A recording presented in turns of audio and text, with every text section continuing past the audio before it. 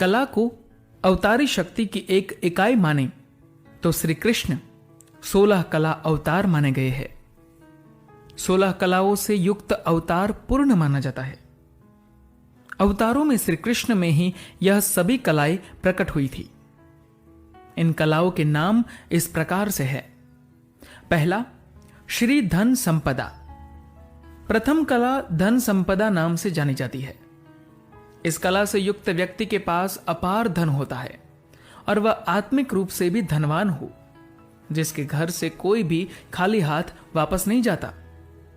उस शक्ति से युक्त कला को प्रथम कला श्री धन संपदा के नाम से जाना जाता है। दूसरा, भू अचल संपत्ति। वह व्यक्ति जो पृथ्वी के राज भोगने की क्षमता रखता है, पृथ्वी के एक बड़े भूभाग पर जिसका अधिकार है तथा उस क्षेत्र में रहने वाले जिसकी आज्ञाओं का सहर्ष पालन करते हैं, वह कला भू अचल संपत्ति कहलाती है। तीसरी कला कीर्ति यश प्रसिद्धि। जिस व्यक्ति की मान सम्मान और यश की कीर्ति चारों ओर फैली हुई हो, लोग जिसके प्रति स्वतः ही श्रद्धा और विश्वास रखते हैं, वह कीर्ति यश प्रसिद्धि कला से संपन्न मानी जाती है। चौथी, इला वाणी की सम्मोहकता। इस कला से संपन्न व्यक्ति मोहक वाणी युक्त होता है। व्यक्ति की वाणी सुनकर क्रोधी व्यक्ति भी अपना सूद बूद खोकर शांत हो जाता है तथा मन में भक्ति की भावना भर उठती है। पांचवी कला लीला आनंद उत्सव। इस कला से युक्त व्यक्ति अपने जीवन की लीलाओं को रोचक और मोहक बनाने में सक्षम होता है। जिनकी लीला कथाओं को सुनकर कामी व्यक्ति भी भावुक और विरक्त होने लगता है। कांति, सौंदर्य और आभा। ऐसे व्यक्ति जिनके रूप को देखकर मन स्वतः ही आकर्षित होकर प्रसन्न हो जाता है, वे इस कला से युक्त होते हैं। जिसके मुखमंडल को देखकर बार बार छवि निहारने का मन करता है, वह कांति, सौंदर्य और आभा कला से संपन्न होता है। विद्या, मेधा, बुद्धि। सभी प्रकार के विद्याओं में निपुण व्यक्ति, जैसे वेद वेदांग के साथ युद्ध और संगीत कला इत्यादि में पारंगत व्यक्ति, इस कला के अंतर्गत आते हैं। विमला पारदर्शिता।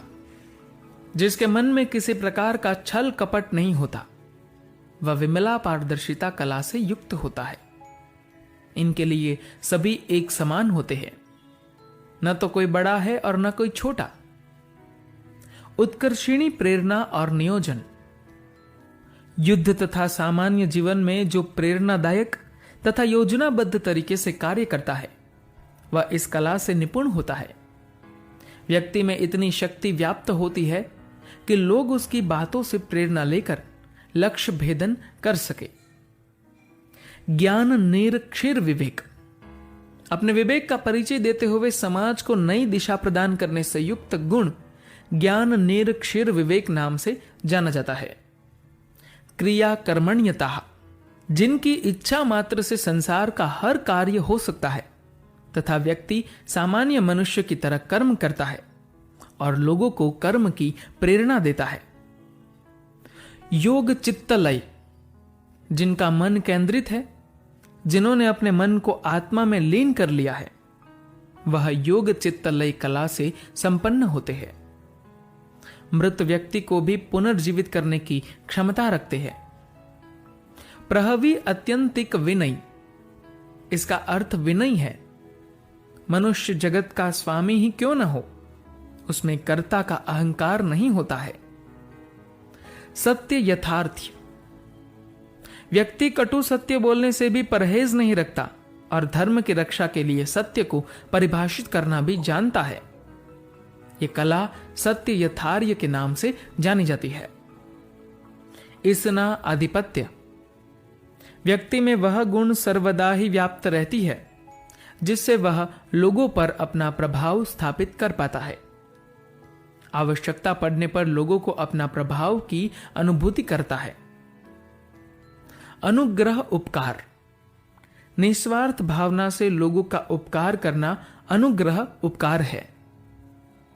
ये 16 कलाएं भगवान श्री कृष्ण के अंदर मौजूद थी और इसीलिए उन्हें पूर्ण पुरुषोत्तम भगवान कहते हैं।